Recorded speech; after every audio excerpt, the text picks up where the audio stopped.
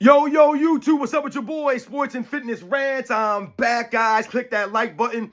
Subscribe to my channel. What's up, y'all? Welcome back, guys. Welcome back, man. Got another great video for you guys today. As usual, you guys know the deal on this channel. It's all about setting the record straight, stopping the lies, stopping the narratives, stopping them from rewriting history, guys. And in this video, I want to talk briefly about how Kevin Durant has become a coach killer. Kevin Durant has become a coach killer. And I don't think you guys realize how many coaches Kevin Durant's had in his career, guys. I don't think you guys understand or realize. I didn't even realize until I started looking into this thing. Because I was like, damn, this has been a lot of coaches that Kevin Durant's gone through over the last several seasons that I could think of. And I looked into his whole career. This man is a coaching nightmare. He's a coach nightmare. Because Kevin Durant, we can all tell, he doesn't really have a great personality. He doesn't really have a cool demeanor to me. Like I said, he's kind of a dirtbag, I tell you, Kevin Durant, man. This dude thinks he's a god of basketball. He talks down to the common folks. He thinks he's above everyone else.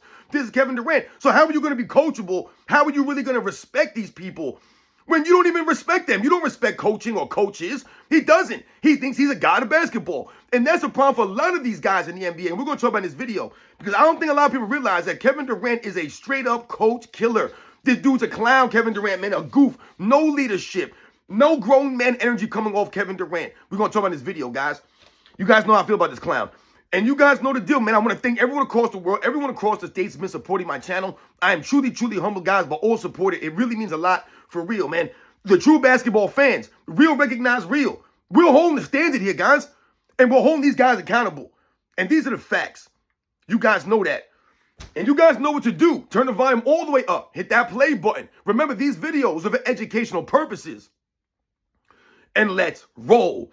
So, yes, guys, like I said, man, I wanted to touch briefly on this Kevin Durant saga, you know, because that's really what Kevin Durant's career has turned into. Just a saga, man. A drama. You know, that's all it is. His entire career is nothing but drama. You know, when you start from OKC or Seattle that first year, and then they go to OKC, and you get guys like Russell Westbrook and the James Hardens and the Serge Ibaka's and the Thabo Cephaloshes and the Andre Robersons and, you know, the Steven Adams and the Kendrick Perkins and all these players that have been in and off the roster, in and out of the roster when he was there in OKC, man. There was all drama with Russell Westbrook. Oh, you can't win with Russell Westbrook. Kevin Durant can't win with Russell Westbrook. Everyone was blaming Russell Westbrook for everything. Russell Westbrook is a scapegoat for LeBron James, for Kevin Durant, for Nikola Jokic now. Everyone blames Russell Westbrook on everything. It's insane to me how none of these star players take responsibility. They blame the other guy.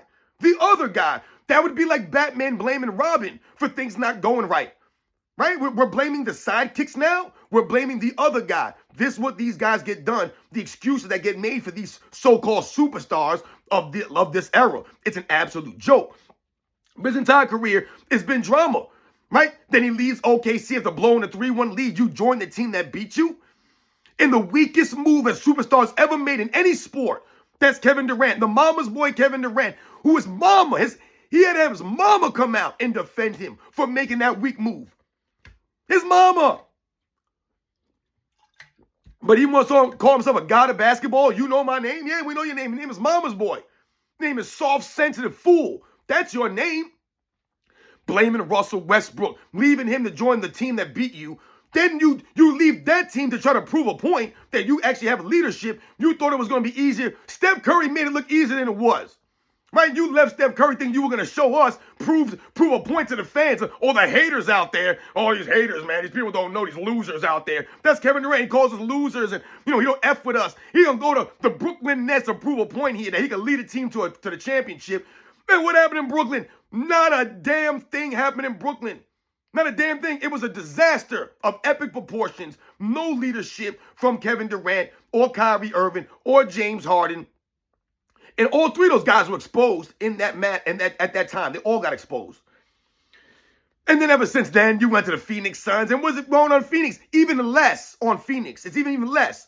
So as bad as Brooklyn was, Phoenix was even worse.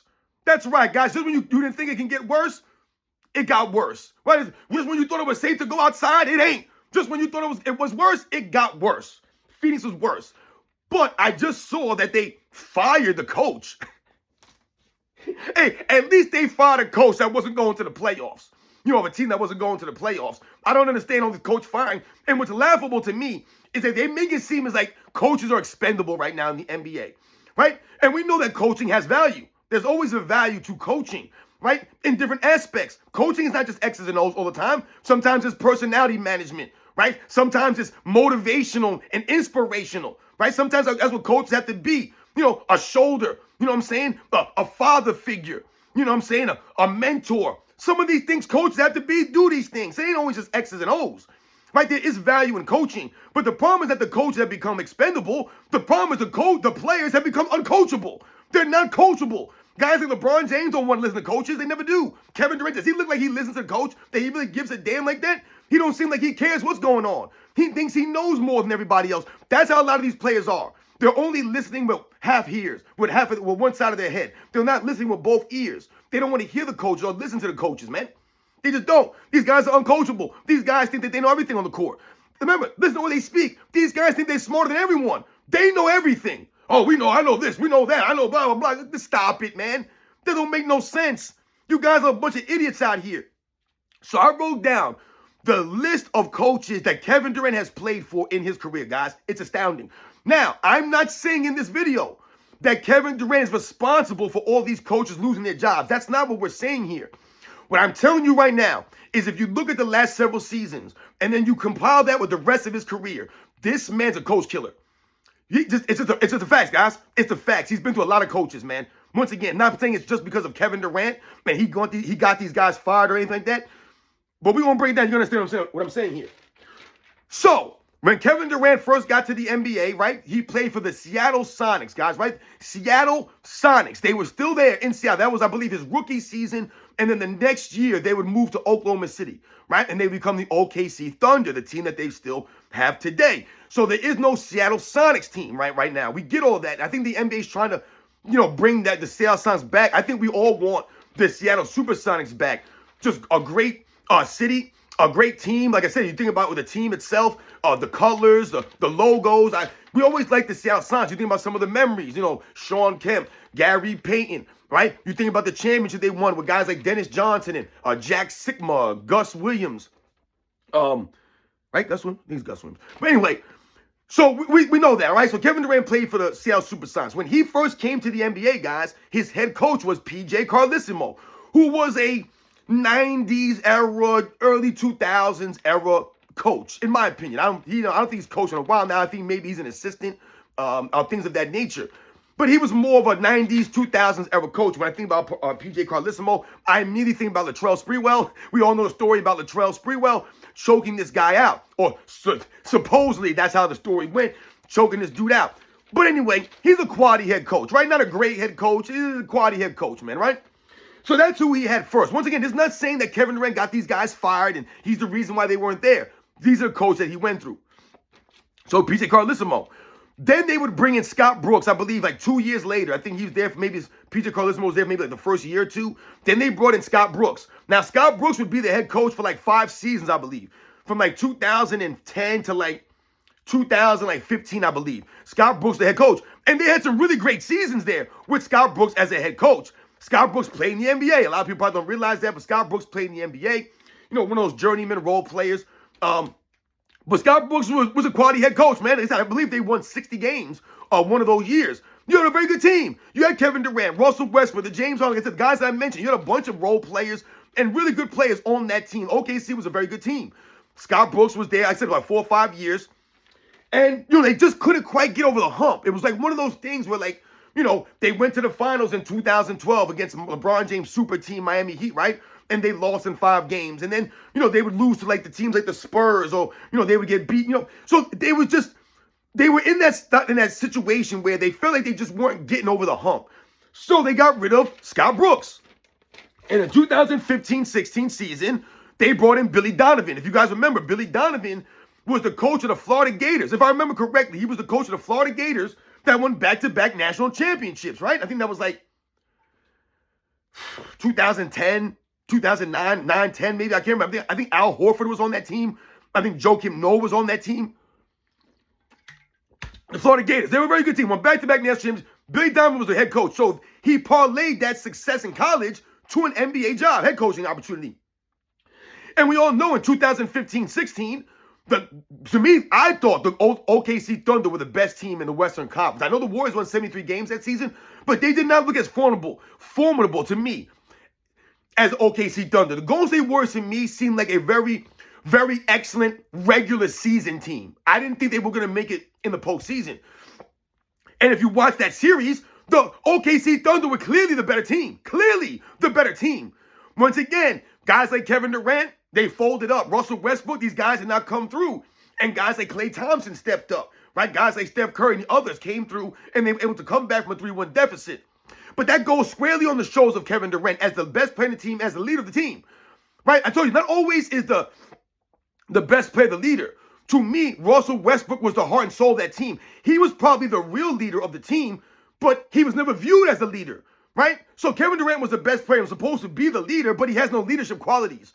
So it was really Russell Westbrook, but it really wasn't Russell Westbrook, right? But all the responsibility fell on Russell Westbrook.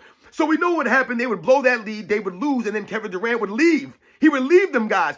Billy Donovan's first year as a coach, Russell Westbrook, your boy, you guys were up 3-1 against the 73-win team, and you guys blew it. You didn't want to run it back? No. Kevin Durant decided to leave that team, right? Blame Russell Westbrook, put all the burden on him, leave Billy Donovan, and go to what? The Golden State Warriors. So now you're leaving Billy Donovan, which was your third coach. Now you're going to Steve Kerr to play with Steph Curry on Steph Curry's team, right? Because you can't lead a team. It's been obvious. So you have Steve Kerr there. All right, we all know that Kevin Durant was there. They won the championships. He had a little thing with Draymond Green, blah, blah, blah, blah, blah. We know the rest is history. So now this is where things get interesting. Because Kevin Durant would leave Golden State and go to the Brooklyn Nets, right? Let's not forget about the Brooklyn Nets stop. I think people want to forget about Brooklyn. Kevin Durant really played for the Brooklyn Nets, guys. He really went there. Remember, this was on him. This was his move. No one forced him to go to Brooklyn. He did this on his own. He thought he was proving a point. He thought he was going to shut everybody up, and he said it backfired in his face. Backfired like a Elmer Fudd rifle in the Bugs Bunny cartoons. You guys remember Elmer Fudd? He would have the rifle, Bugs Bunny would sabotage it, boom, and it would blow up in his face. That's Kevin Durant's career. Everything is blown up in his face. The Russell Westbrook stuff, going to Golden State, leaving to go to Brooklyn, leaving to go to Phoenix. All these things are blown up in his face. He looked like an idiot out there. So he goes to the Brooklyn Nets, and the head coach of the Brooklyn Nets, guys, you know who the head coach was when Kevin Durant got there? Guys, remember, he was traded. He went there after the injury season. Remember, so he went to the Brooklyn Nets, but he was injured. Remember, he didn't play that first season. He had to sit out with the Achilles rehab and stuff. The head coach of the Brooklyn Nets, guys, was Kenny Atkinson. You guys, that name ring a bell? Kenny Atkinson, the head coach of the Cleveland Cavaliers this season. That won, 61 games, I believe they won this year? The best record in the Eastern Conference, right? Kenny Atkinson was the head coach of the Brooklyn Nets. He actually had the Brooklyn Nets playing good basketball, and then they get rid of Kenny Atkinson. Why did they get rid of Kenny Atkinson? Because Kevin Durant don't want to play for no Kenny Atkinson. Kevin Durant, Kyrie Irving, these guys don't even know who Kenny Atkinson is. They're not going to listen to Kenny Atkinson because they don't respect once again, they're not coachable, these guys. Remember Kyrie Irving? The disrespect he showed to Steve Nash? Which brings me to the next person. So they get rid of Kenny Atkinson for these guys. They bring in Jacques Vaughn for the interim coach for the rest of the season.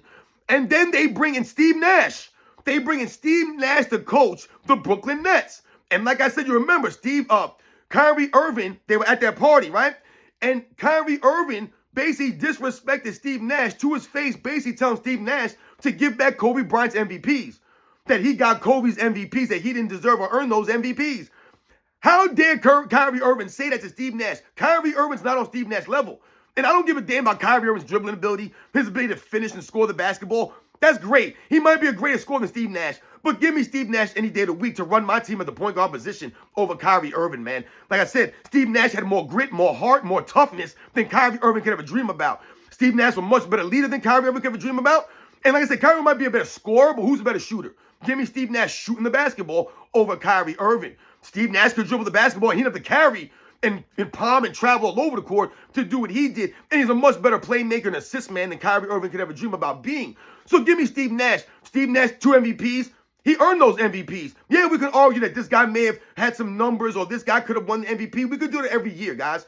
But they always go after Steve Nash, which is hilarious to me. But Kyrie Irving disrespects Steve Nash by saying some nonsense, and he's supposed to be the head coach. You have no respect. This dude's a legend. Steve Nash, not only the head coach, he's a Hall of Famer. He's an NBA legend. He's a legit basketball player. Kyrie Irving, no respect for this dude. Kevin Durant, no respect for this guy. So they get rid of Steve Nash. They fire Steve Nash. And they bring in, I believe they brought Jacques Vaughn back in again as the interim head coach. And then what happens? They get rid of Steve Nash and Kevin Durant requests a trade. So they get rid of Steve Nash because these guys don't want to play for Steve Nash. They don't vibe with Steve Nash. They don't think Steve Nash knows the game. They don't respect Steve Nash. Remember, they didn't want to play for Steve Nash. They get rid of Steve Nash, and then Kevin Durant requests a trade. Remember, Kevin Durant didn't even get along with the owner. Does anyone remember the owner of the Brooklyn Nets? It was like that Asian guy, right? Like, it was like, name was like Sai, I think his last name was, like Tsai or something like that. He was the owner of the Nets. Kevin Durant, this guy didn't even get along. Kevin Durant didn't even like this guy. They were going back and forth, and he requests a trade. So they changed the head coach just so Kevin Durant can request a trade? Because he's a loser. He's soft. He ain't no leader. He don't want to go through no grinds like that. He don't want to earn and be coachable. No leadership. So he requests a trade to the Phoenix Suns. Ends up on the Phoenix Suns. Does anyone remember who the head coach was on the Phoenix Suns when Kevin Durant got there? Can anyone tell me who? Kevin Durant. Monty Williams was the head coach of the Phoenix Suns. Remember Monty Williams? I believe he was a coach of the year. Remember Monty Williams? Yeah, playing in the NBA. That Monty Williams was the head coach of the Phoenix Suns when Kevin Durant got there. Guess what? Monty Williams ain't the head coach anymore. They get rid of Monty Williams. They bring in Frank Vogel. I completely forgot about this. Last year, they had Frank Vogel as the head coach. You guys remember that? And what happened to Kevin Durant's Phoenix Suns last year? Swept in the first round by the Minnesota Timberwolves. Swept out of the playoffs, guys. Swept out of the playoffs. Kevin Durant, the God, Kevin Durant, swept out of the playoffs because this is Kevin Durant. One of the most overrated players in NBA's history, guys, Kevin Durant. Oh, Kevin Durant, the most skilled offensive player in NBA's history. He's got a 7'6" wingspan. Kevin, you can't stop Kevin Durant. He can pull up from the parking lot. Blah, blah, blah. That's nonsense. Where was all that in 2016? Where was all that last year? Where's all that been any place? Never. Where was it? They just talk narratives for Kevin Durant, all narratives. So they bring in Frank Vogel, then they fire Frank Vogel last year, and they bring in Mike Budenholzer, guys. My goodness. They bring in Mike Budenholzer. And then what happened? He lasted one season, they fire him. Way to go, Kevin Durant. Good job, Kevin Durant, man. You are not coachable. You're not helping your coaches keep their jobs. And think about this for a second. Mike Budenholzer won a championship back in 2021 with the Milwaukee Bucks. You guys remember that? So Budenholzer's a champion. He's a champion. Frank Vogel won a championship with the Lakers in 2020. So the dude's a champion. This is head coaches. So when you think about all this stuff here, we know about Steve Kerr, but think about this. Scott Brooks, Billy Donovan, Steve Kerr, Kenny Atkinson, Jacques Vaughn, Steve Nash, Monty Williams, Frank Vogel, Mike Budenholzer. All these guys are getting fired, losing their jobs under Kevin Durant's watch, the god of basketball.